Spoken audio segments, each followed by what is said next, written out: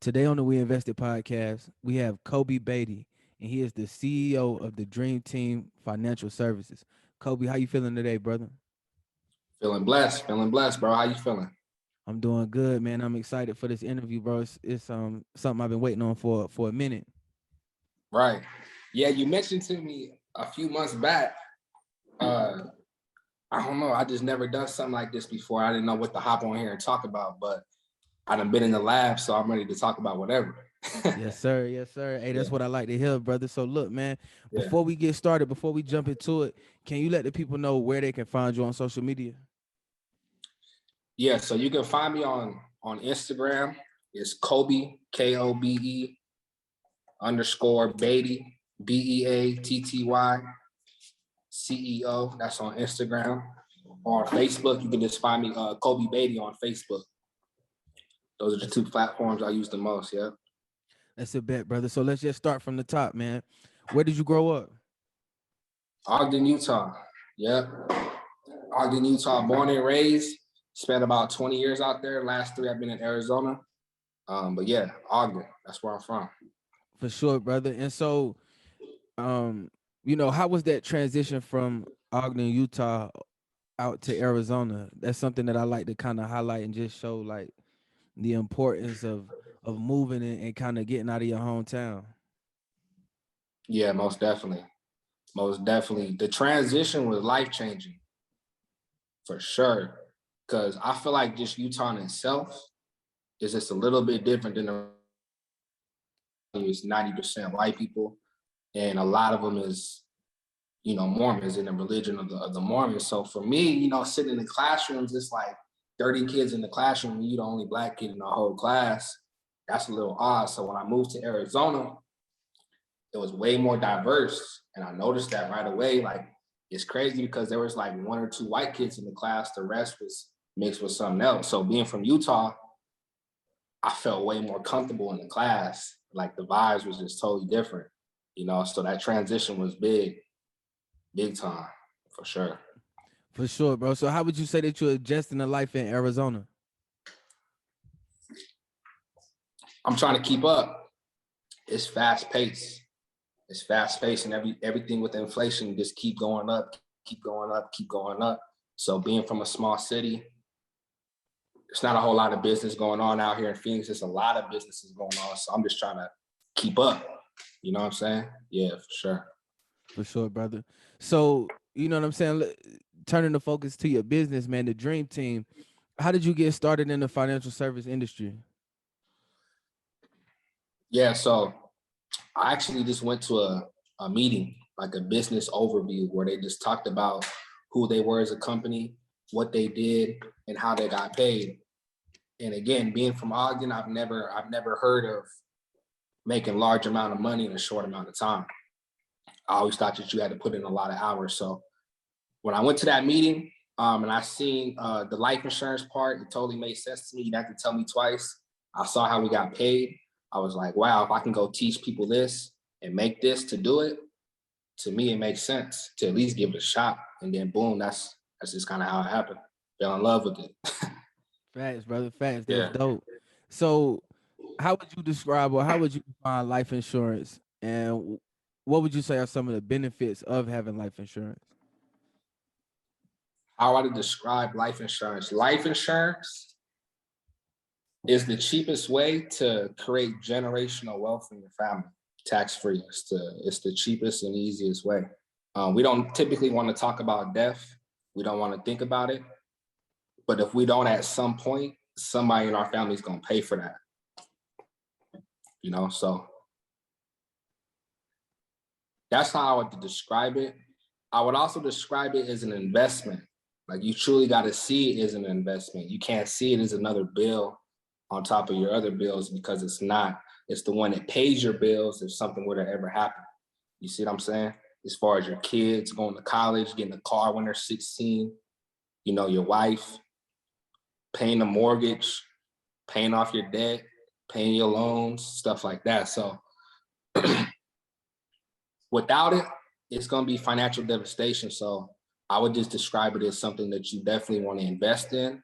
for one, and it's the easiest way to create generational wealth if that's something that you're serious about. If you're not serious about that, there's probably no importance in it, you know? For sure, Yeah, brother. So, it sounds to me like life insurance is a form of protection or kind of safety net that everybody should have. You know what I'm saying? for sure. I mean, everybody has auto insurance because that's the law. You know, they don't want us to all have life insurance. So yeah, you should. If you have auto insurance, if you have kids, if you have any type of debt, um, if you have low savings, because the funeral in itself can put your family underneath the water. You know, that's why we see GoFundMe accounts and stuff like that all the time. People, fish fries, tamales, car washes. You know, they do that to raise money for the funeral. So at some point, all of us are going to need it. At some point, for sure. That's a fact, bro. So, what would you say are some of the ways that people can build generational wealth? Like, how does it allow you to build generational wealth through, getting a life insurance policy? How can you build wealth through that? Yeah. So there's a dude in Primerica. His name's Gary Cornegay. He's like a $2 or $3 million earner. And I got to sit down with him. And he talked a lot about generational wealth. And I always looked at life insurance like, okay, if let's say I'm coming for 300,000 and something happens to me, my beneficiaries get 300,000. But if I can get 300,000 of tax-free money and I can come sit down with Weston and talk about investing, I got 300,000 to invest. So it's that's where the generational wealth will start to create itself. If you're doing that with the money, now you can get 300,000 and go blow it on a car, a house, pay off the debt, and now you're shit out of luck. You're broke again. But if you know what you're doing with that money, you can sit down with somebody like you who invests. Sit down with somebody like my grandpa who invests. It's the cheapest way to create generational wealth, for sure. For sure, bro. For sure. That's super dope, man. And I was kind of talking to you earlier before we started recording, just talking about uh, the consistency and the grind that you've been putting in this industry.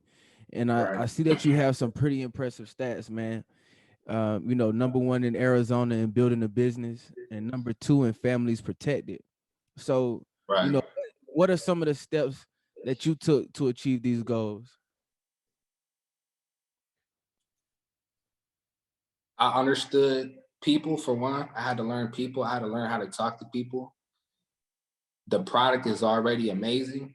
It's just learning how to make it simple and distribute it to, no matter where you come from, black, white, Asian, Mexican, Christian, Catholic, short, old, tall.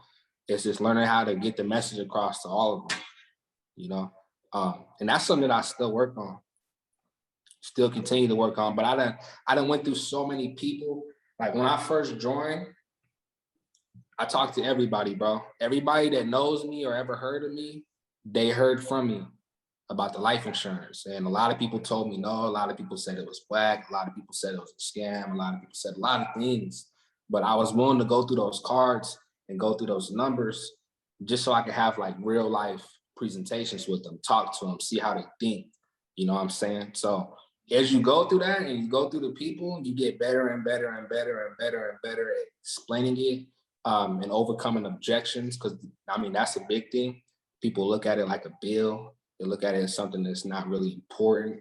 Um, I'm not gonna die type of thing, But I just got work ethic, bro. I got work ethic, and the opportunity is just it's there. It's as simple as that. For sure, So, brother. That's a fact, man. And I was kind of looking through your Facebook, doing some research before we got started, and I saw a post where you mentioned that when you first got started in the business, you had to learn how to kind of talk to people and be a people person. And that was something that I could relate to and identify with, because talking to people isn't as easy as it seems. Especially when you're trying to effectively communicate a message, or you know what I'm saying, help them understand something that they've never heard before. So, right, the art of communication and knowing how to talk to people is a very, very important tool to have. And if you can gain that tool, if you can learn how to master that tool, it's like you can do anything. Most definitely. I feel you. I feel you. I would say on 1 to 10, I'm like at a 3 as far as talking to people skills. And there's a lot that goes into it than just talking to people. A lot of it has to come with like anxiety, social anxiety. You know what I'm saying? Like that's there's a lot that goes into it than just talking to a person. It's the mentals behind it. And I think you wanted to talk about the mindset and stuff like that. But when I started picking up books, that's when I started getting better at talking to people. In college, I never even picked up a book. And I was in college. When I got out of college, I started picking up books, and the books help. You know, being able to just use somebody else's brain for 10 or 15 minutes of your day, I think that's pretty tight, you know? That's a fact, brother. That's a fact. So can you recall any specific books that like really helped to open your eyes, or um gave you that moment that just like woke you up, I guess? Yeah.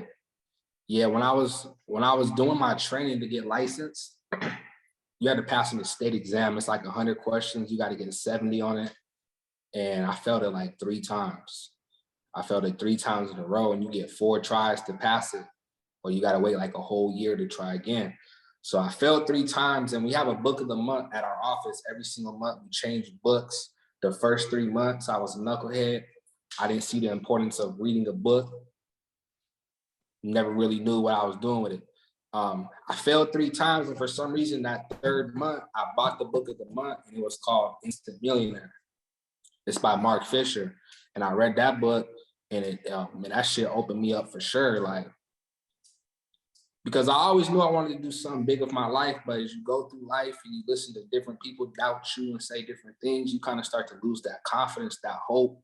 And I read that book, and I was like, wow, like this shit opened me up again. I was just excited. I was passionate. Um, so that's one of the ones I read. Yeah, Instant Millionaire. And I passed the exam, boom, fourth try after I read that book. I would stay up on a porch until like 2 a.m. reading that book. And I usually be playing a game or doing some shit I wasn't supposed to be doing at 2 a.m., but I was reading the book. And yeah, I went and got an 83 on the exam. Yeah, it's still the highest score at our office. So that book was pretty tight. Yeah, Instant Millionaire. Nah, that's amazing, brother. Nah, I appreciate you for sharing that story with me too, man. That's a dope story. Yeah, That shows like, the perseverance that you have to overcome these trials and obstacles. Because a lot of people would, you know what I'm saying, not have the courage to keep taking the test, and to keep going, and to keep doing it. So, when you finally passed that test, and not only passed it, but you had like the highest score in your office, what emotions were you feeling?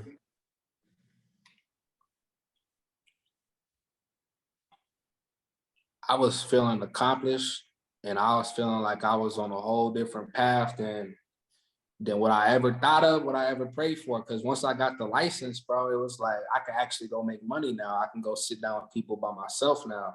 Like, and I would have failed again. I would have had to wait a whole year. Who knows if I would have been here talking to you right now about life insurance and investments, So it felt good to not only pass, but really smash it, you know? Exactly, bro.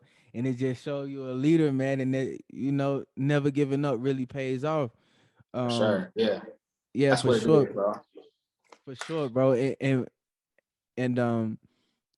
passing the test is just basically the start of the business, the start of that journey.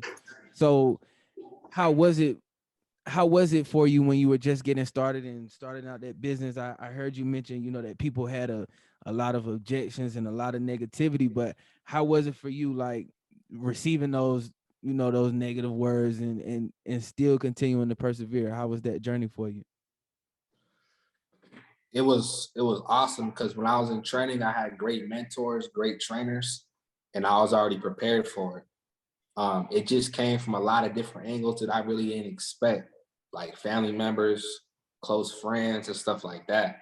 But I was prepared for it, so I knew it was coming. You know, um,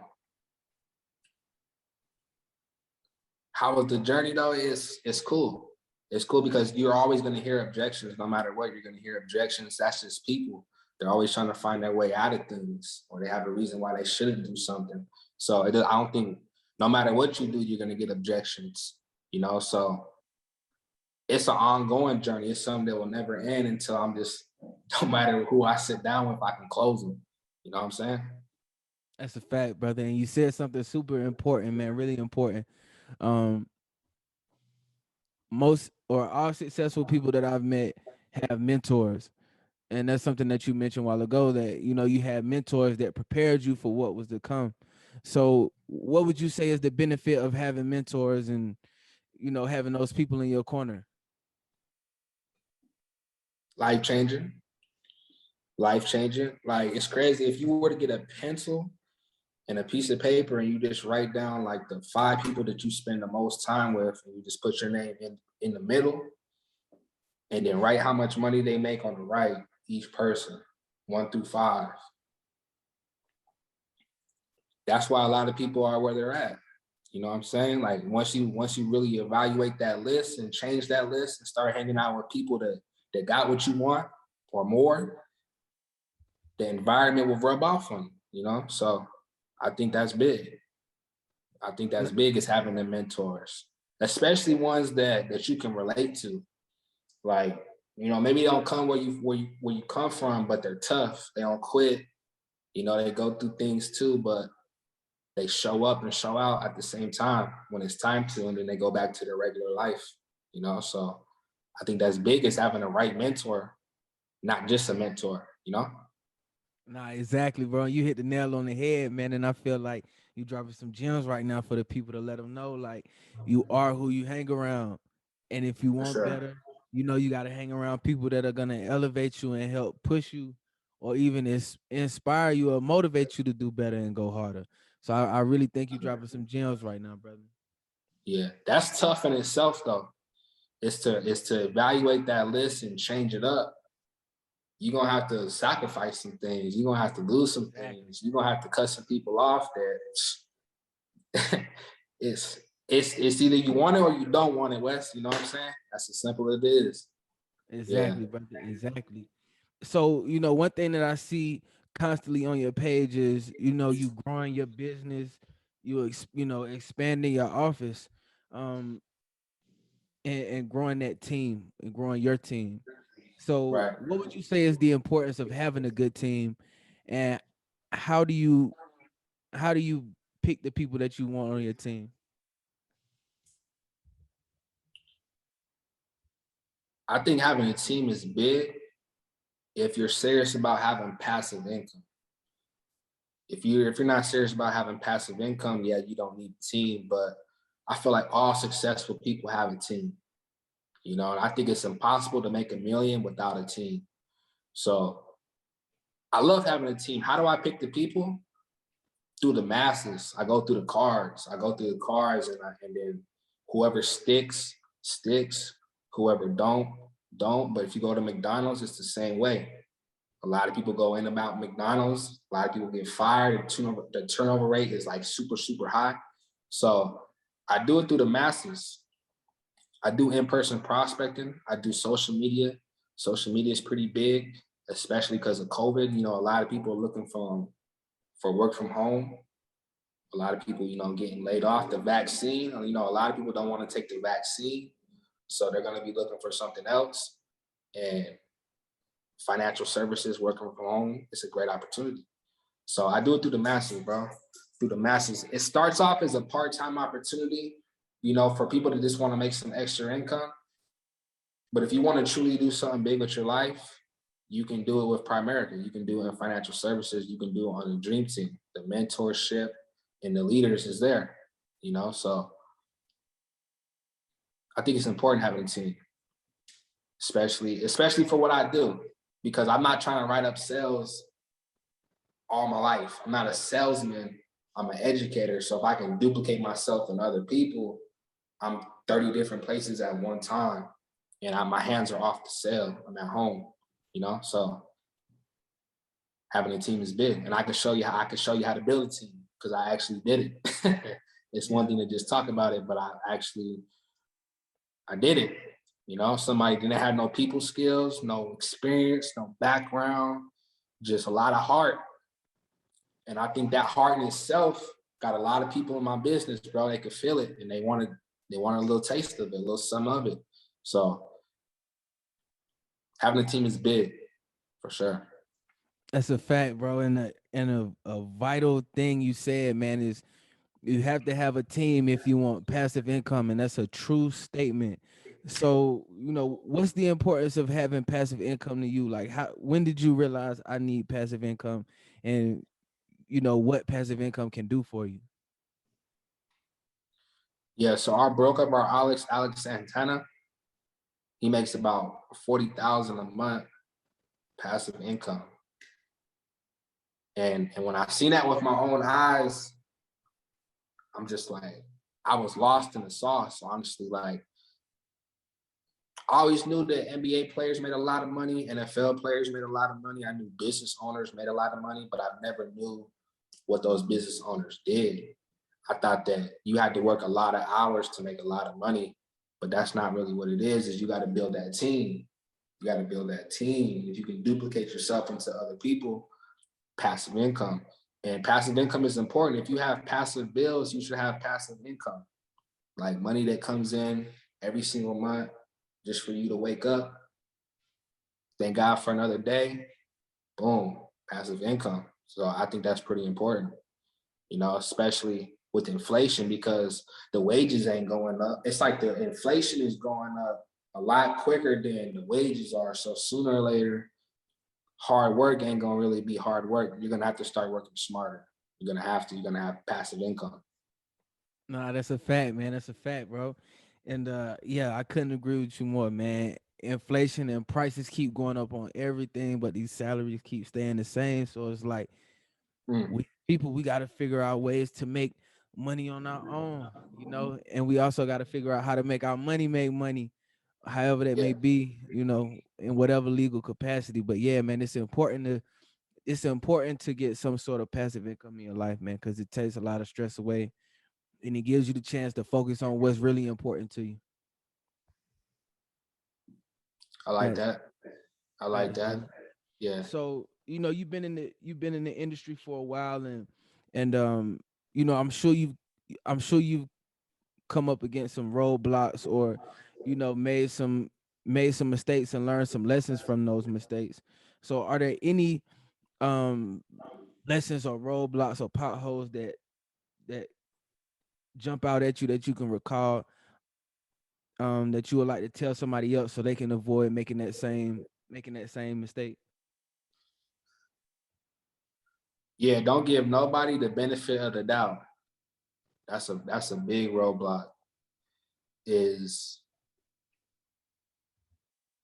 is you knowing that somebody's not good for you as far as your goals and what you want to do in life, but yet you're still hanging with them, whether it's family, whether it's a friend, whether it's a girl, who it don't matter who it is, don't give them the benefit of the doubt. Because I'm starting to learn that time is the most expensive and the most precious thing that we have. Like, I don't know if I'm gonna wake up tomorrow. I don't know if my fam gonna be here tomorrow. I don't know what's coming tomorrow. So what I do today really matters, and I can't be letting the people that aren't really aligned with those dreams and those goals kind of affect the situation. Um, so don't give them the benefit of the doubt for one. For two, you gotta know it's a dog fight. I listen to Eric Thomas a lot, and he says it's gonna be a dog fight. Yeah, he said it through him coming up. He lost aunts to cancer, had to go to funerals, and still, hop on a podcast or hop on the stage and motivate the masses, even though you just lost aunt, you just lost a sister, you just lost a friend. So you got to know it's going to be a dogfight. It don't matter what you do. If you want to be an entrepreneur, if you want to run a business, it's not for the weak. No, sir, it's not going to work. It's not going to work. Got a job, you can kind of get away with that kind of mindset, but in the business, it's no days off as far as the mindset goes. Um, but yeah, bro. Facts, Yeah. brother. And the first part, man, that was like a message for me too, man. Just um understanding that how valuable time is and that you can't get it back once it's wasted. You can get your money back, you can get your whatever back, materialistic things back, but that time, is non-renewable. Yeah, that's deep. That's deep. And being young, like it's cool to it's cool to talk about this because there's a lot of people our age that really just don't understand that. They're still just thinking they got forever because people telling them, "Oh, you're still young, like you still got a lot of life ahead." So I think that's the worst thing that you can tell somebody because who knows? You know what I'm saying? Who really knows? So through experience, I learned that wasting time on people, on bad situations, on things that ain't aligned with them goals, it's not even pleasure. Really, you think it's pleasure, but it's really not. It's really like the devil trying to work on you. You got these dreams, these goals, and he's just trying to hold you right here. You know what I'm saying? Using different people, different substances, different everything to try to hold you back. So don't give nobody the benefit of the doubt. Don't waste no time. You know? For sure, Yeah. brother. That's a fact, man. So, Yeah. what would you say motivates you to keep going and to stay consistent with your business even when things get difficult? Yeah, my mom do it. When things get difficult, she always did it. She ain't complained about nothing. She still works. My mom works 7 days a week right now. That's why I do Primerica. You know what I'm saying? So that's what keeps me going. And I've always been this way. Like I went to 3 different schools to try to get a scholarship because I felt like I was supposed to get out of high school and just never did. So I went from this school to this school to this school to finally get a scholarship. And then I dropped out to do Primerica. It's crazy. So because I didn't give up on them scholarships, it's like guys like here's Primerica because you ain't give up, you know. So yeah, yeah, I would say my mom, bro. She's a hustler. And she don't give up. She just keeps going, keep going, keep going, keep going, keep going, keep going, keep going. And I feel like I owe a lot to her. That's a fact, bro. That's dope. That's dope, Yeah. man, and that's honorable. So, what would you say is your favorite part about being an entrepreneur and working for yourself? Being a being a boss. That's the best part about it. Like waking up when you want to, going to sleep when you want to, eating lunch when you want to, working when you want to, traveling when you want to. I mean, I don't think there's a price on that. Being 23 years old and just having that freedom, like that real freedom, like regardless of the money, just the freedom itself. I think that's something that people need to experience. And that's why I kind of deliver the message the way I do, because I want other people to feel that even if it's part-time, so there's some freedom that comes with it. Um, so that's my favorite part is just calling the shots, having those mentors. I run the show. And I was a point guard. I love that, you know? Yeah. So Yeah, you know how to run a play. run the play. Run the play. Like I said, I'm working on it, bro. I'm working on leadership. I'm working on like true leadership. Because out there on the football field, it's kind of different. Like you can let the pass talk to lead. But in Primerica, like you have to really be careful with what you say and how you say it, when you say it. So it's a whole different type of leadership, you know. So I'm still working on all that for sure. I think I'm like at 3 out of 10, bro. 3 out of 10. So a lot of work to do. Nah, that's a bar though. It's dope that you understand. Like, okay, I'm here right now, but I want to be here. A Yeah, lot of people won't really take the time to stop and evaluate their strengths and weaknesses so they can improve upon that. So, by you taking the time to self-reflect, you know what I'm saying, and having that self-awareness, that just puts you in a whole nother category, a whole nother league from the rest of the world. most definitely. Most Yeah, brother. definitely. So Eric Thomas talked about that too. Matter of fact, he talked about taking at least 30 minutes a day and just writing down your wins and writing down your losses every single day. And if you do that every single day, you'll start to see that you might have a pattern of losses that you really just ain't know about because you wasn't evaluating them. You wasn't taking the time to do that, you know. So that's like a little small thing you can throw into your day. Maybe it's 20 minutes where you just write down your wins and your losses on a daily basis. And if you start to see the same losses over and over again, you might want to change something up, you know, for sure. that's a fact, Yeah. brother. That's a fact. So, what would you say is the single most important reason for your success? God, that's all it is God. God is powerful. He's awesome. He's an awesome creator. Like he created a beast in me. He created a beast in my pops. He created a beast in my brother. He created a beast in my sister and my mom and my grandpa. He's a great creator. So I think that my success truly comes from the tools that God has given me. And I just put them to work. I put them to work like my life depends on it. Nah, that's a Yeah. great answer, bro. Look, man, and I like the passion that you talk with and the focus, man. You said you're only 23. That's Yeah. crazy. That's crazy, bro. You the amount of focus, like laser focus and locked in, and you understand the source, like you understand where it come from, so that you can never lose like that.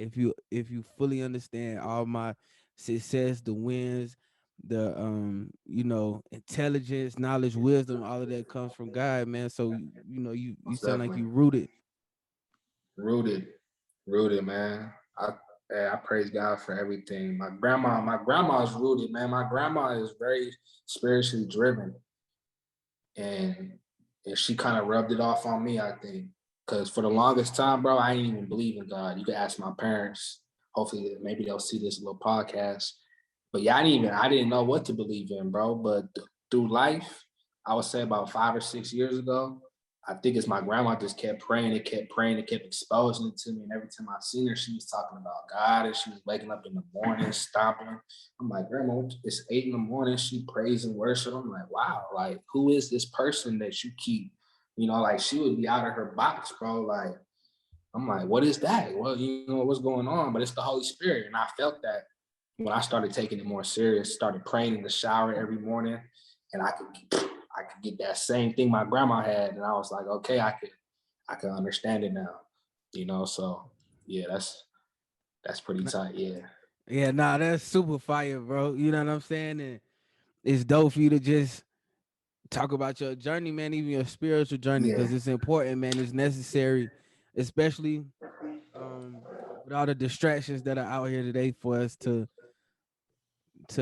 take us off track, man. So with all these distractions, I feel like it's necessary for people to have something to keep them grounded, to keep them focused, and to keep their head up and eyes up. Most def. For sure, brother. So Most def. how would you define success as an entrepreneur?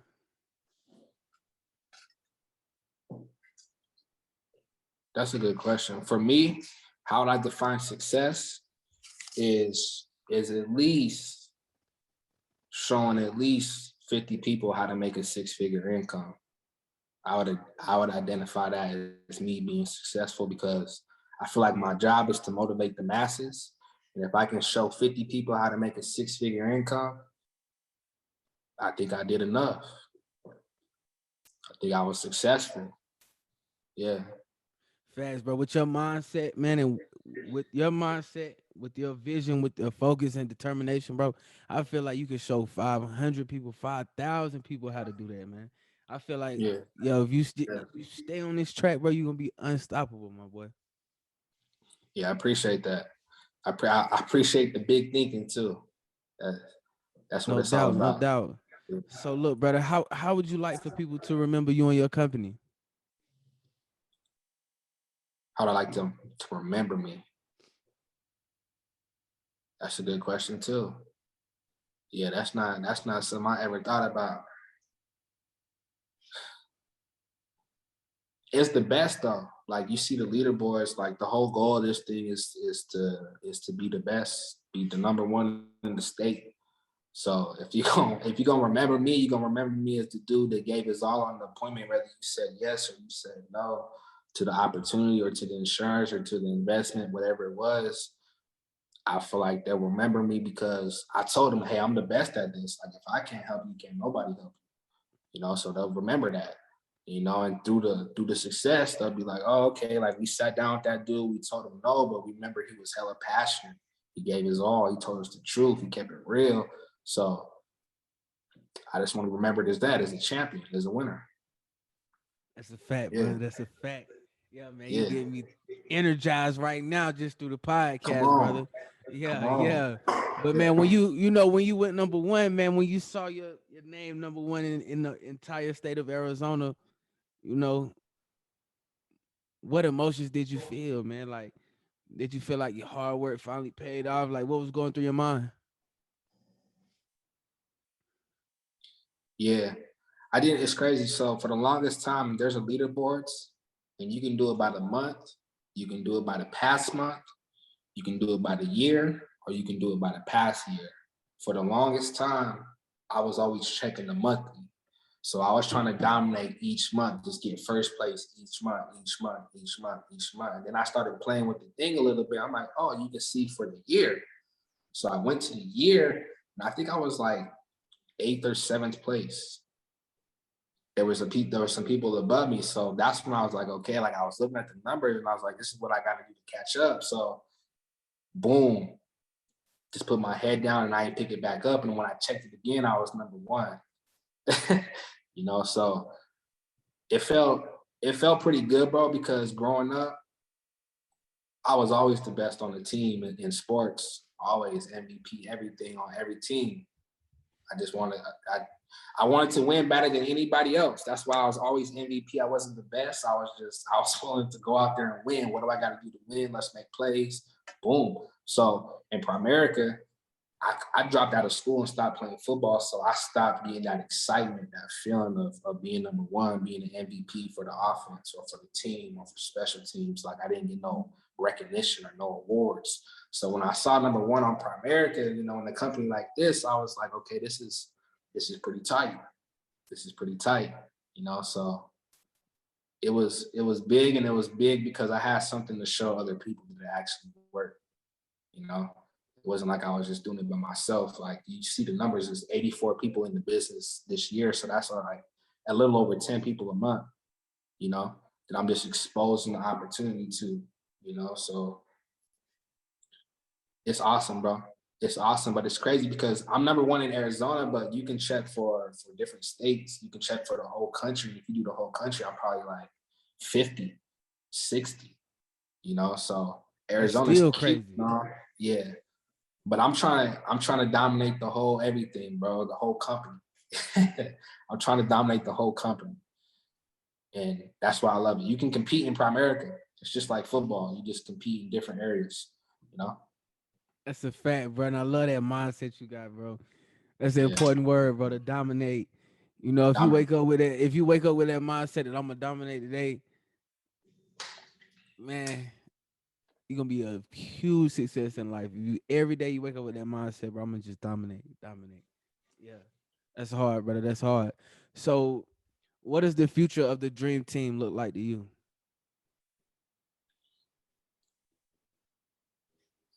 It looks big. It looks bright. It looks like something that's gonna completely change where I'm from. Completely. Completely change where I'm from and give so many people just the opportunity to do something big with their life. Right now, the mentals behind it, a lot of people just aren't there. They're not ready to run a business, be an entrepreneur, deal with objections and no's and doors slamming in your face and stuff like that. A lot of people are not ready for that. But I'm young, bro. I'm 23 years old, and I'm in financial services, dealing with people's money, their investments, their life insurance. So through time, I think a lot of the people that I know that start having kids, start buying houses, you know, start taking life a little bit more serious, they'll start to see that life insurance is something they need to invest in and maybe possibly even, sell. So the future is bright because I'm in the wrong market and it's booming in the wrong market, you know. When I'm in the right market, it'll be a lot better for sure. Man, hey, Kobe, I appreciate you, brother. I enjoyed this Yeah, episode, man. I enjoyed sitting yeah, down talking with you, man. And I yeah. I appreciate you for appreciate you, sharing. bro. Hey, bro, I appreciate you for sharing your mindset with everybody, man. And I can just tell, bro, you're gonna be big, man. You're gonna be a huge success, bro. You already winning, you already number one in Arizona, and man, in no time you'll be number one in the country, bro. But before we go, man, at the end of every episode, we like to play a rapid fire question game, bro. So if you're willing to play, I'll go ahead and ask. Yeah, let's do it. All right. Question number one: where's your favorite place to travel? Favorite place to travel right now, I would say Florida. Yeah, Florida. You like the South? What Yeah, you like about Florida, bro? honestly, everything. I like the humidity. I like the beaches. I like the ocean. I like the food. I like everything about it. Yeah. Facts, bro. Question number two: what song explains your life the most? What song? I don't know. That's a tough one. To pinpoint a song. I don't know. That's a good question right there. I don't even know if I want to. I have to write a song and say, and say this one right here instead of putting it in somebody else's hand. But Facts, damn, facts. yeah, I would say like some like YFN Lucci. It's a Yeah, song by him called Boss. yeah, Yeah, my yeah, I would say boy. that's yeah. You know what song I'm talking about? Yeah, I know what song you talking about, brother. Yeah, yeah. All right, bro. Final question, brother. What's an amazing thing you did that no one was around to see? That's a great question. That's a great question. And it was believing myself. Yeah, believing myself. It's been plenty of nights where I was sitting in the apartment on a Friday night and I told you, bro, I just be in the lab where nobody can really see. And that's something I never did in college. Like I had the opportunity to play college football, and I think back, a lot of people like, oh, I should have got playing time. I was the best. I was better than this dude, that dude, and that dude. But I really thought about it, and I was like, man, on Friday nights I was out. I wasn't working out. I wasn't doing more drills, staying after practice. I was gone on Friday. So I think that's pretty amazing because a lot of people only want to work hard when somebody's watching them, and I'm willing to do it when nobody's watching, probably better than I do it when they're watching. So yeah, I would say that's it right there. Nah, that's dope, brother. Hey, Kobe, I appreciate it, man. Look, man, your mindset is contagious. Your work ethic is contagious. Your drive is contagious, man. Just keep going up Yeah, and keep doing your thing, brother. I support it appreciate 1000%.